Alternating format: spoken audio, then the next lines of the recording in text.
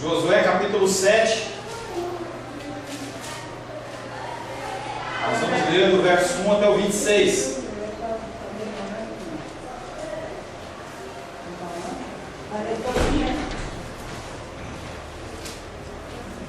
Josué capítulo 7, versos do 1 ao 26. Prevaricaram os filhos de Israel nas coisas condenadas, porque Acã, filho de Carmi, filho de Zabdi, filho de Zera, da tribo de Judá, tomou das coisas condenadas. A ira do Senhor se acendeu contra os filhos de Israel. Enviando, pois, Josué de Jericó alguns homens a Ai, que está junto a Bet-Avém, ao oriente de Betel, falou-lhes dizendo: subi e espiai a terra. Subiram, pois, aqueles homens e espiaram Ai. E voltaram a Josué e disseram: não suba todo o povo, subam uns 2 ou 3 mil homens a ferir Ai. Não fatigueis ali todo o povo, porque são poucos os inimigos. Assim, subiram lá do povo uns 3 mil homens, os quais fugiram diante dos homens de Ai. Os homens de Ai feriram deles uns 36, e aos outros perseguiram, desde a porta até as pedreiras, e os derrotaram na descida. E o coração do povo se derreteu e se tornou como água.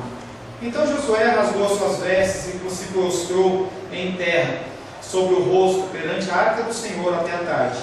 Ele e os anciãos de Israel, e deitaram pó sobre a cabeça. Disse Josué: ah, Senhor Deus, por que fizeste esse povo passar o Jordão, para nos entregares nas mãos dos amorreus, para nos fazerem perecer? Tomara-nos, contentara-nos com ficarmos da além do Jordão. Ah, Senhor, que direi? Pois Israel virou as costas diante dos seus inimigos. Ouvindo isso, os cananeus e todos os moradores da terra nos cercarão e desarraigarão o nosso nome da terra. E então, que farás ao teu grande nome? Então disse o Senhor Josué: levanta-te, porque estás prostrado assim sobre o teu rosto. Israel pecou e violaram a minha aliança, aquilo que eu lhes ordenara, pois tomaram das coisas condenadas e furtaram e dissimularam, e até debaixo da sua bagagem o puseram. Pelo que os filhos de Israel não puderam resistir aos seus inimigos, viraram as costas diante deles, porquanto Israel se fizera condenado.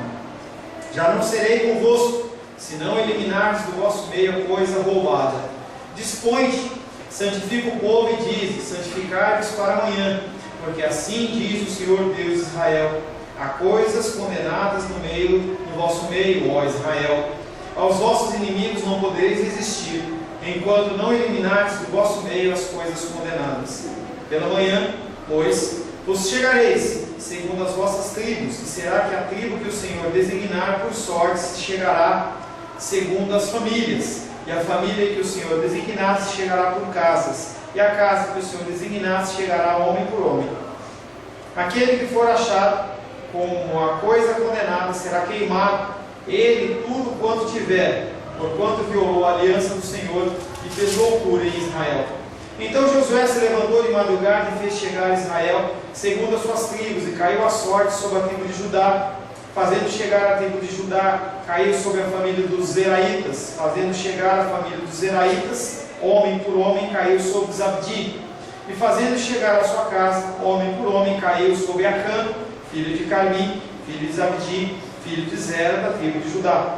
Então disse Josué a Acã: filho meu, dá glória ao Senhor Deus de Israel, e a Ele rende louvores, e declara-me agora o que fizeste, não o ocultes. Até aí.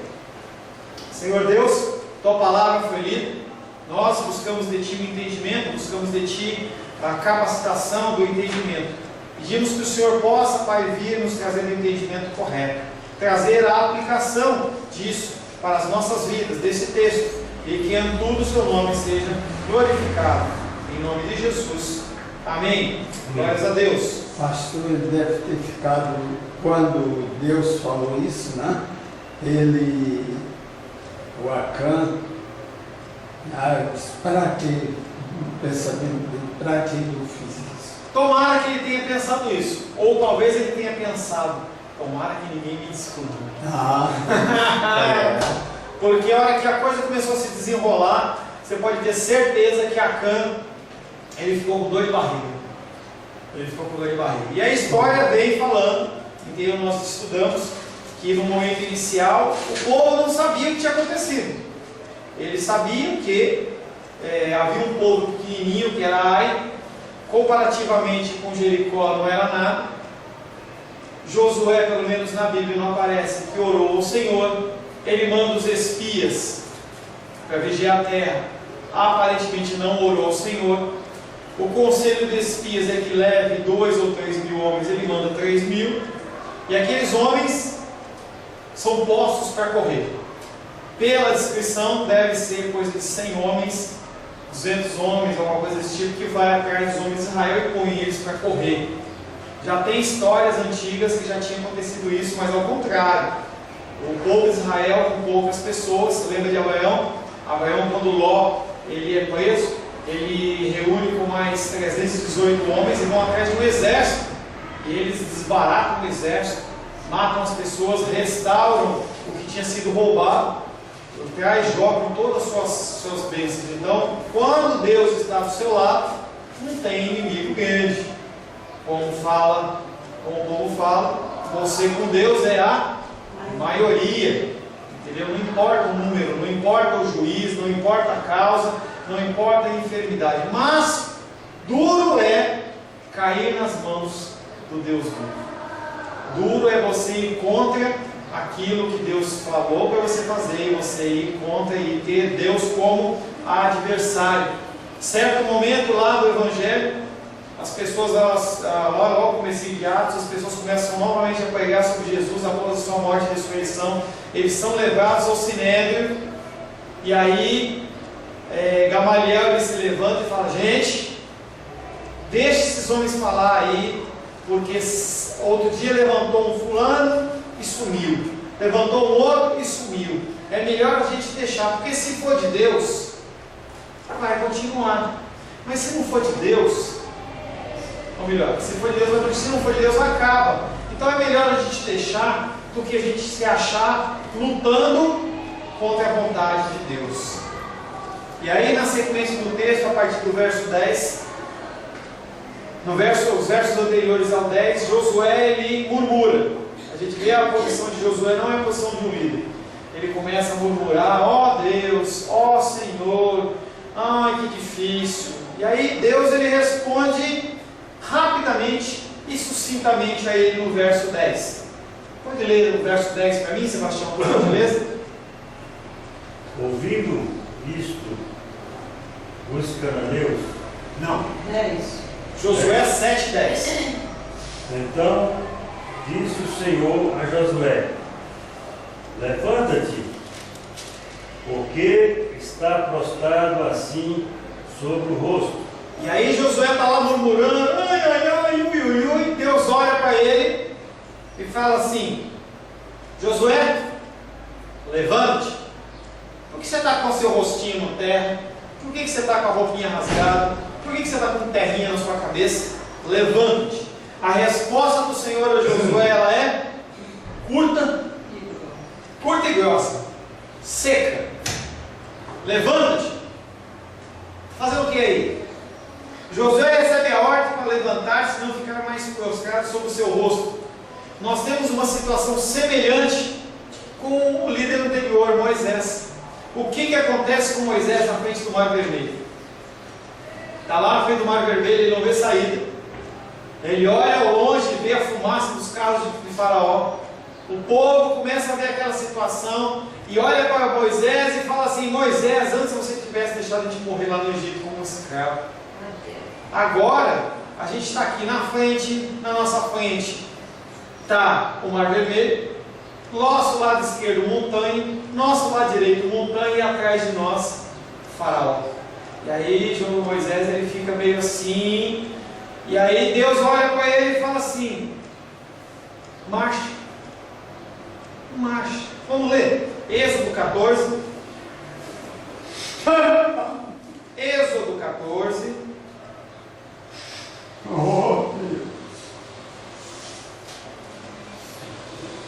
Quantas vezes Deus fala para mim e para você assim: levanta-te? Marcha! Marcha!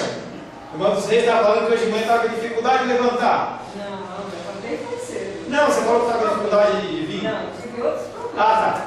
E aí começou aquele desejo, vou, não vou, fico, não fico. E aí ela fala assim, não, eu... Não era eu, não, era empecilho meu. Amém.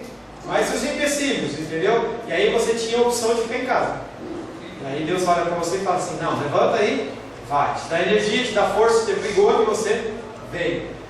Êxodo 14, versos 10 a 14. E chegado a Faraó, os filhos de Israel levantaram os olhos, aí, o povo está todo tranquilo lá. Levantaram os olhos, eis que os egípcios vinham atrás deles e temeram muito. Então os filhos de Israel clamaram ao Senhor. Disseram a Moisés, será por não haver sepulcros no Egito que nos tiraste de lá, para que morramos neste deserto? Por que nos trataste assim, fazendo-nos sair do Egito? Olha a murmuração de Josué, a mesma coisa. Não é isso que te dissemos no Egito? Deixa-nos para que sirvamos os egípcios, pois melhor nos fora servir aos egípcios do que morrer no deserto. Moisés, porém, respondeu ao povo, não temais, aquietai-vos e vede o livramento do Senhor que hoje vos dará, porque os egípcios que hoje vedes, nunca mais o tornareis a ver, e o Senhor pelejará por vós. Mas aí a resposta que não está, o texto que não está, que eu falei para vocês, porque aparentemente parece que Moisés ele foi forte, mas aí no verso 15 o que ele fala? Disse o Senhor a Moisés, por que clamas a mim? Por que você está pedindo ajuda? Por que você está falando para mim assim o que eu faço? Diz aos povos, aos filhos de Israel que marche. Mas aí o Moisés pelo menos deu coragem para os outros, né?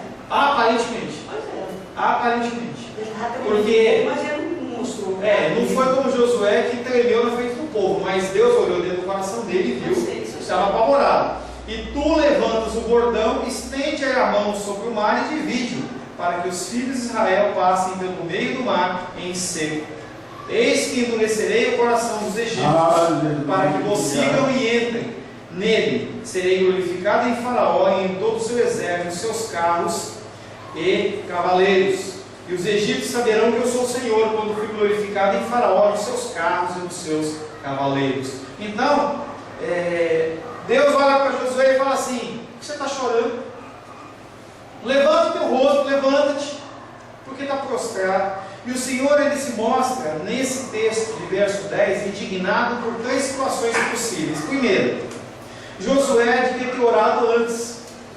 Se Josué tivesse orado antes para Deus, Deus ia falar para ele, porque ele falava com Deus. Falava assim, Josué, não siga em frente, porque tem coisas contaminadas no seu meio. Qual que é o prazer de Deus de levar esse povo para a batalha? De Josué perguntar, está tudo certo, Deus? Não, ele não orou. Então, primeira coisa, o Josué deveria ter orado ao Senhor antes da batalha. Não é o que a gente faz, a gente primeiro entra no problema, para depois falar, Deus me ajuda. A gente tem que falar antes do problema. Você vai executar alguma coisa, você fala, Deus, me dá sabedoria, me dá capacidade.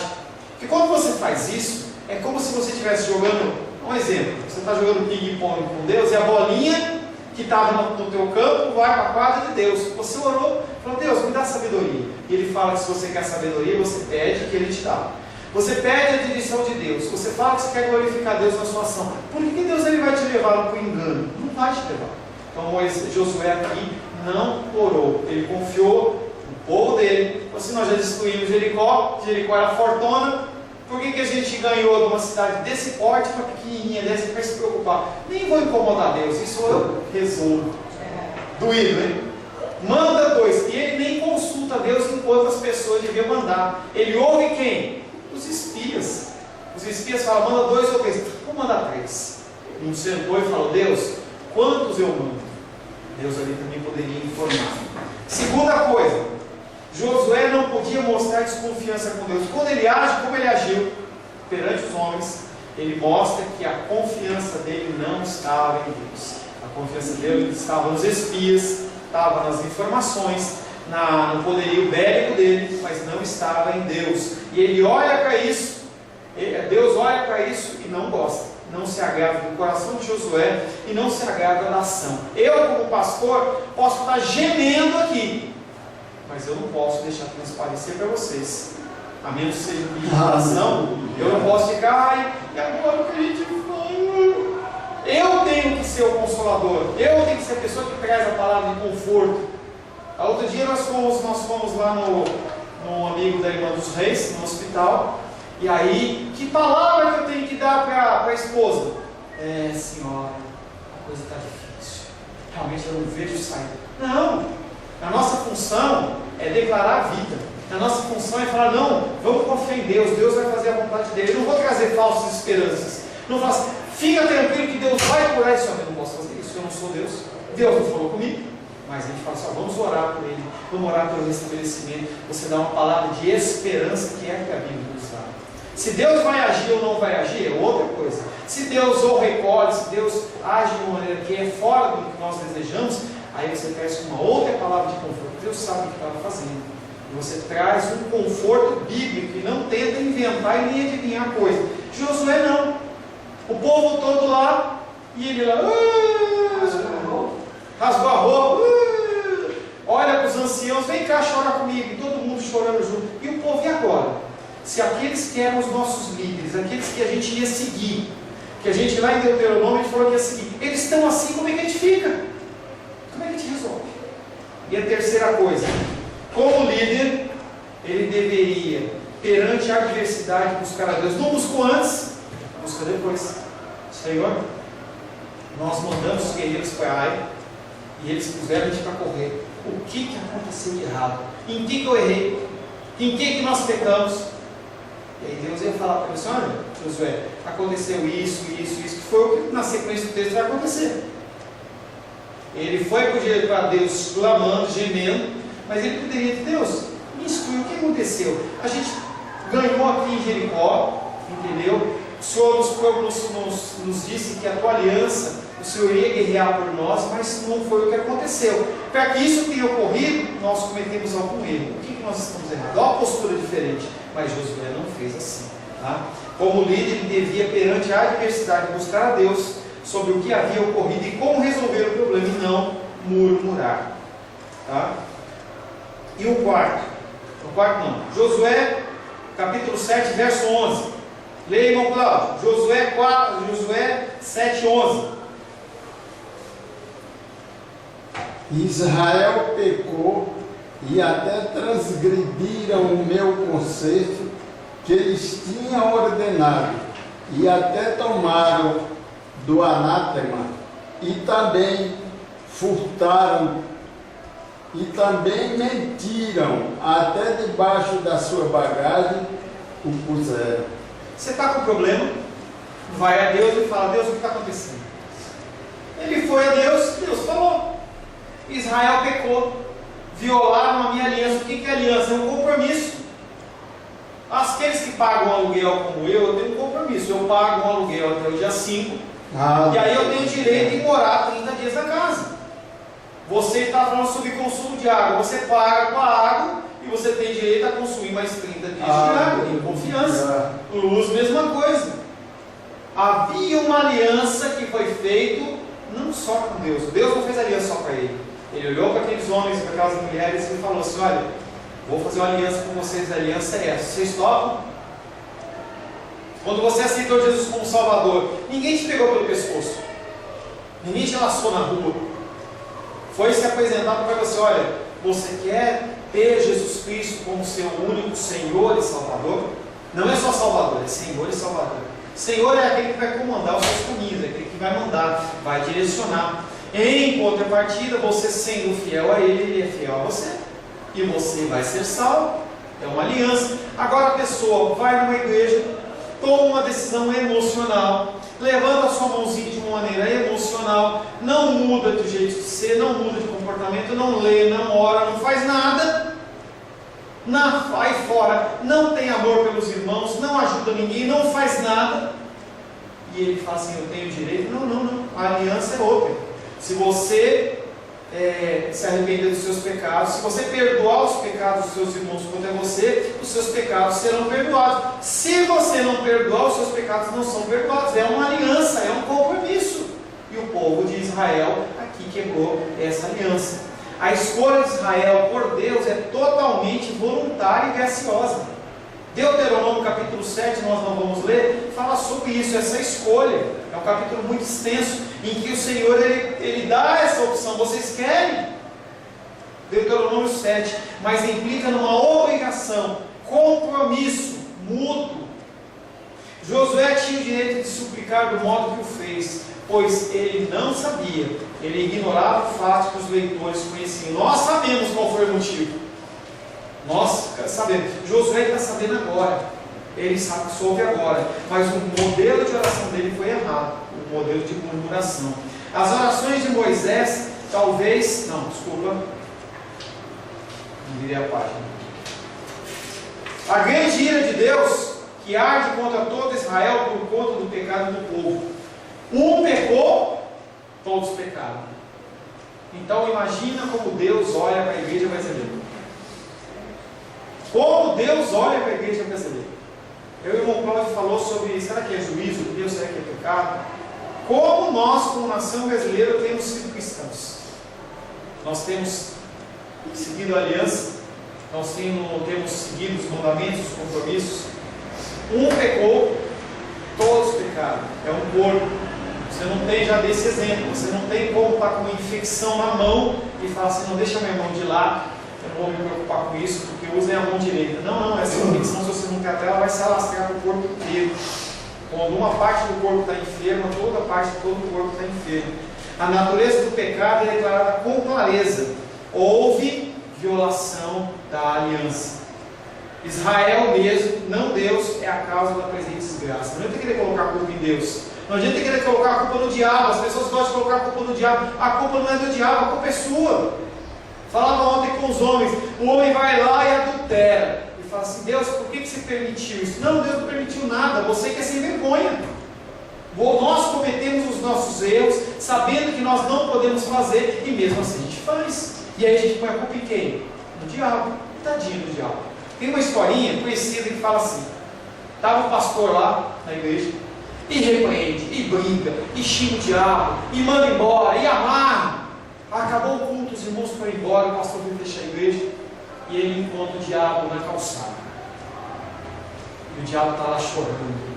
Ele fala, isso mesmo, diabo, o culto hoje foi de poder. Hoje a oração foi forte. Aí o diabo falou, eu não estou chorando por causa disso não. Por que você está chorando, diabo? Foi a revelação da palavra? Não, a palavra é fraquinha.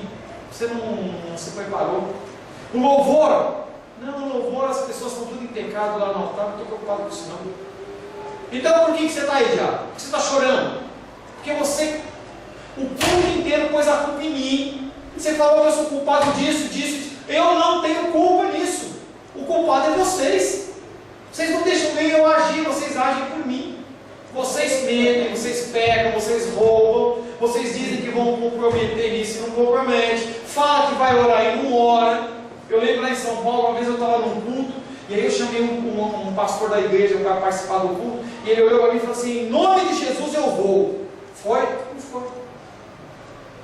Então, nós cavamos a nossa própria cova, como foi o caso do povo de Israel.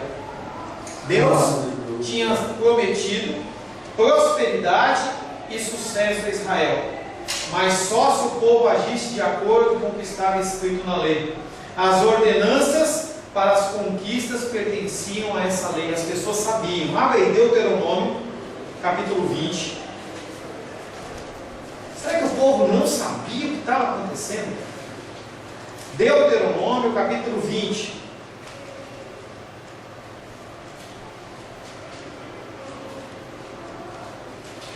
Nós vamos ler do verso 10 até o verso 18.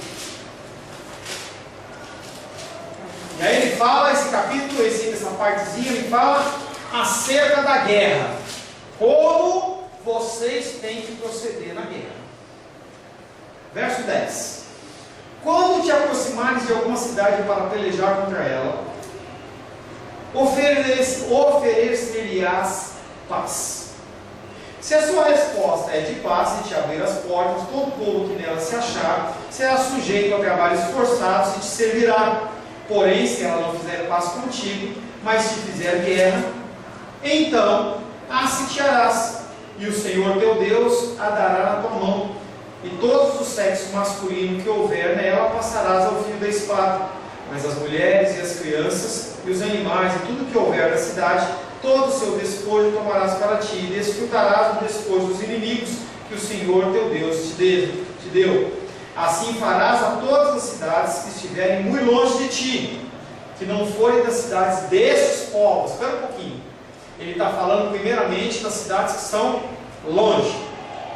Mas em relação às cidades que estão perto, aquelas cidades que seriam conquistadas, ele vai entrar a partir do verso 16. Porém,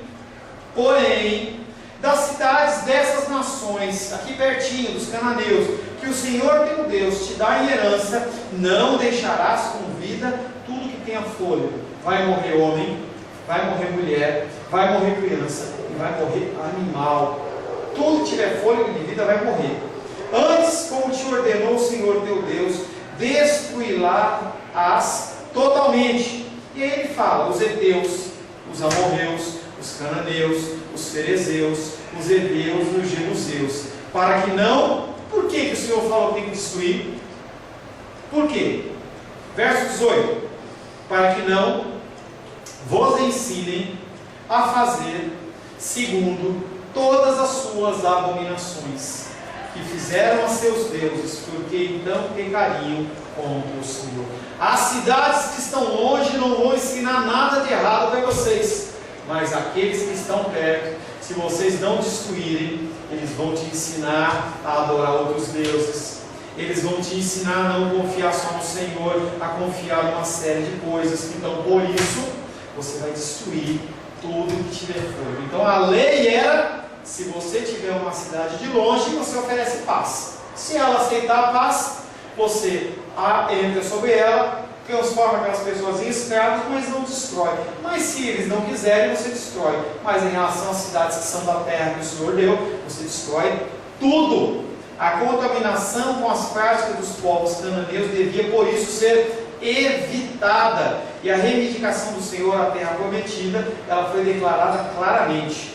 O verso 11, que nós acabamos de ler, usa duas palavras: pecou e violaram. Essas palavras, elas são a porta, digamos assim, do escoador do resto das coisas, da longa lista dos atos pecaminosos que aqueles homens seguiram, que foi: pecou, violaram a minha aliança, e a partir dali eles tomaram as coisas condenadas, eles furtaram. Furtaram o quê? Furtaram o Senhor, aquele material tinha que ir para o templo. Furtaram, dissimularam, fizeram o que não era com eles, se esconderam lá, e até debaixo da bagagem o puseram. O aspecto principal aqui, em primeiro lugar, é: tomaram das coisas amaldiçoadas. O restante da acusação vai falando sobre encobrimento, sobre roubo, sobre engano e finalmente o egoísmo. Eu não estou preocupado com o povo de Israel, eu estou preocupado em eu ter uma pecinha de roupa babilônica, ter um pouquinho de ouro, ter um pouquinho de prata para mim, porque a gente não sabe como vai ser o futuro, né? Então eu tenho que garantir o meu. Então Acã foi egoísta.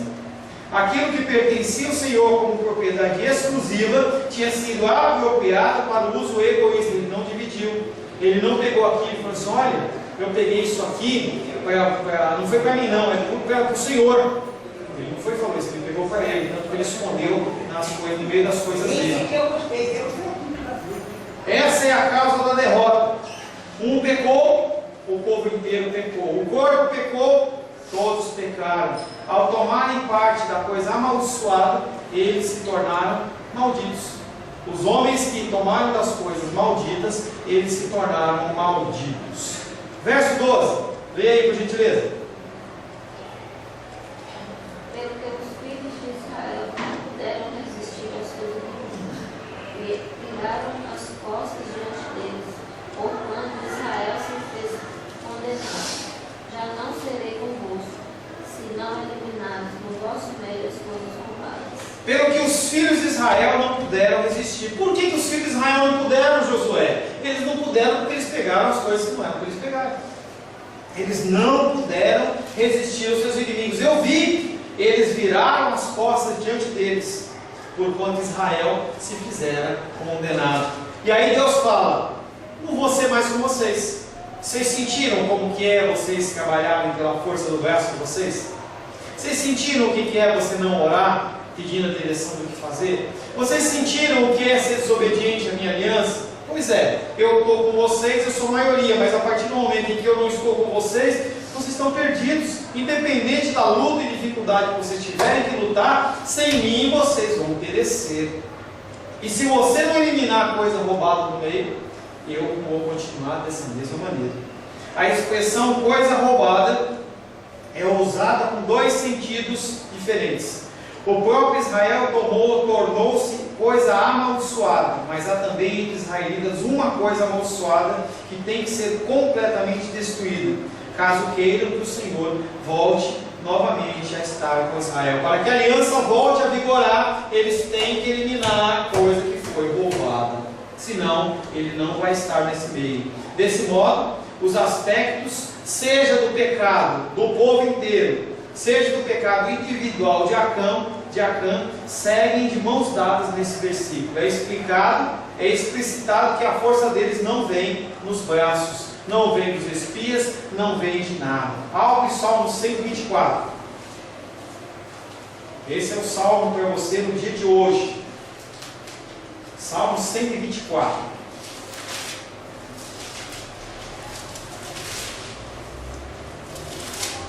Nós começamos a cantar essa música na semana passada, domingo à noite. Salmos 124. Não fosse o Senhor que esteve ao nosso lado, Israel que o diga. Não fosse o Senhor que esteve ao nosso lado, quando os homens se levantaram contra nós e nos teriam engolido vivos. Quando a sua ira se acendeu contra nós, as águas nos teriam submergido. E sobre a nossa alma teria passado a torrente, águas impetuosas teriam passado sobre a nossa alma. Bendito o Senhor, que não nos deu por presa aos dentes deles.